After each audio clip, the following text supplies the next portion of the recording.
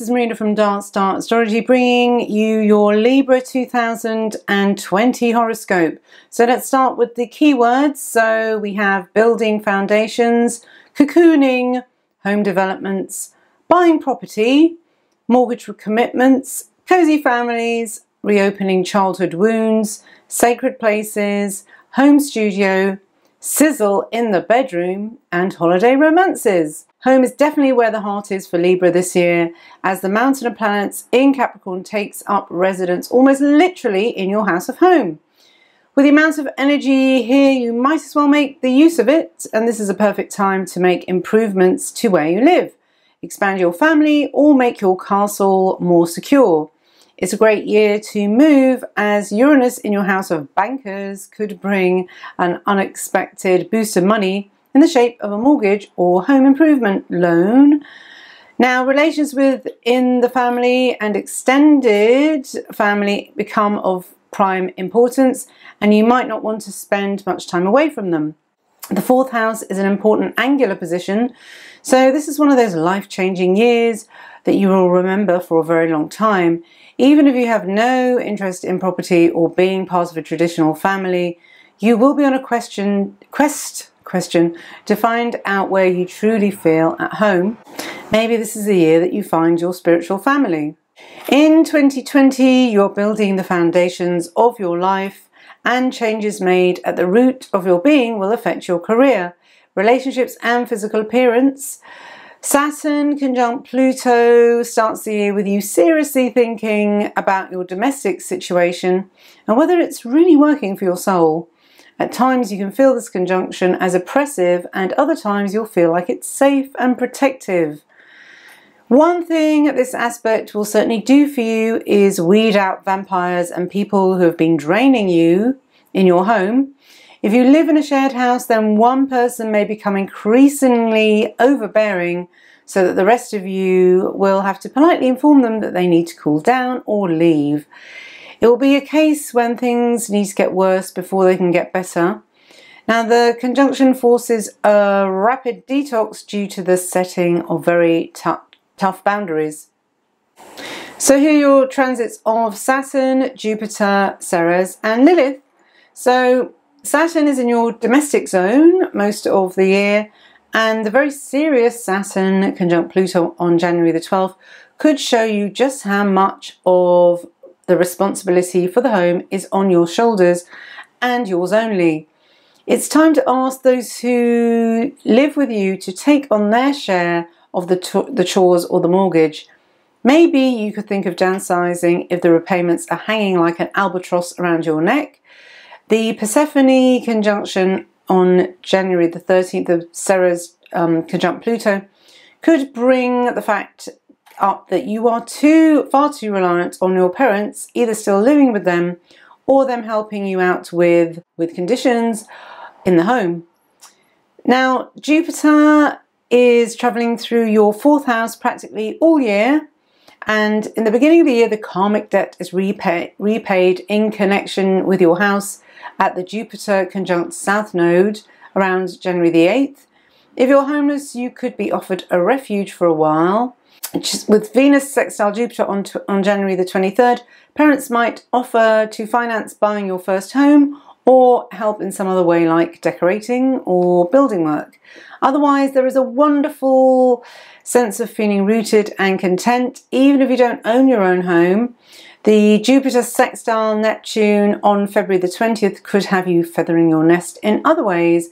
This can be achieved by making your room aesthetically pleasing. So, Ceres and Lilith, this is magic and healing in 2020. Now, the Ceres part of that conjunction with Pluto, that does occur in your fourth house, and the only way you could be abducted here is by aliens or in your dreams. And this is also a perfect time to start thinking about creating a sacred space in your home. Black Moon Lilith, for the majority of the year, it will be in Aries, so it's actually in your marriage house, where it can be a bit of a pest actually. Lilith does not like the confines of a traditional relationship, and there's always a danger of triangular relationships too. But when Mars joins Lilith from June to October, it amps up the sexual side of this conjunction, and it could be actually quite good for amping up a libido that had gone a bit flaccid. So let's look at Mars and Venus, the retrogrades that will happen this year in 2020, because there's two, they both go retrograde. They don't always do this, but it's both of them. So the Venus retrograde will take place in your higher wisdom and travel zones, and this means the probability of a holiday romance could be very high. What is also high is the chance that it will only last for the period of the retrograde, so just be careful how you go with that, and if you get the feeling that the fling will only be that and nothing more, then, you know, just maybe back away. But, you know, as long as you know that it's just going to be a fling, it's perfectly fine, but just go in with your eyes wide open. With Mars retrograde, it will be extra powerful for you since Libra falls in the opposite sign and therefore your marriage house. That's a really long time for passionate Mars to add sizzle to your sex life. You will fare better when Mars goes direct, but during the retrograde period, it could be useful if you think of it as being quite like a sort of Pluto transit. So you could emerge Phoenix from the flames by the end of it. It's a great period for evolving and transforming how you relate to your old enemies. So now let's look at your decans. Now, for the ebook this year, I've actually gone into more detail, and I've done it by decan as well.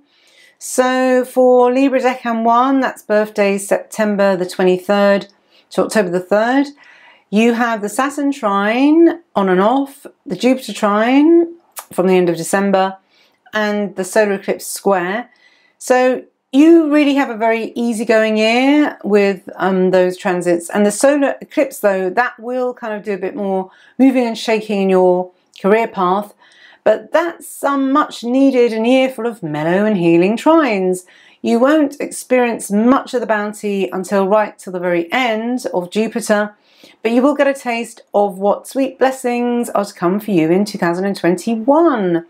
You're graced by the supreme structure of Saturn while this trine is in effect this year, but you will need to build on it so that you get to keep this framework for the future. Now, Libra Decan 2, that's birthdays October the 3rd to the 13th.